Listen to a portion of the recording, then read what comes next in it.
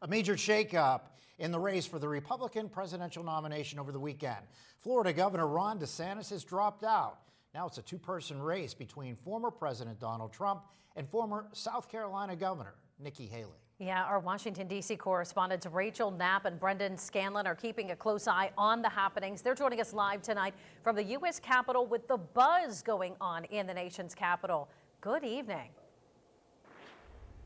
Good evening, Mike and Eva. Many experts are surprised that DeSantis has dropped out, especially just days before the New Hampshire primary and right after he secured that second place finish out in Iowa. But with all that being said, hopes for him in New Hampshire were pretty low. And Brendan, safe to say his campaign dollars are also running pretty low as well. Yeah, and that's a big thing here. We're told that donors were really looking for a strong second place in Iowa, and that narrow victory over Nikki Haley for second place just wasn't quite enough.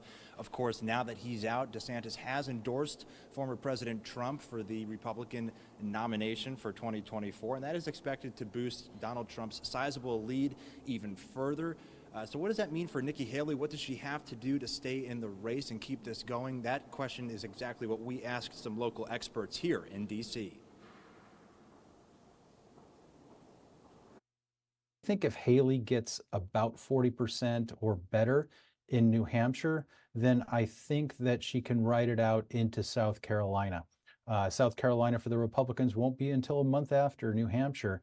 And so she's going to have some time to try to get her forces back together, her fundraising back together, and to try to deliver her home state and avoid something that would be really catastrophic, which is losing her home state to Donald Trump.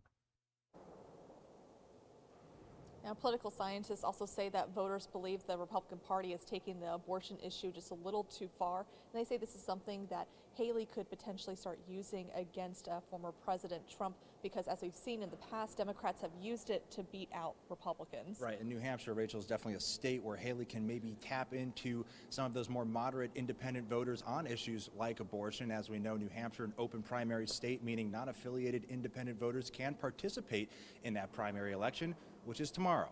For now, reporting live on Capitol Hill, I'm Brendan Scanlon. That's Rachel Knapp. We'll send it back, Mike and Eva, to you in the studio.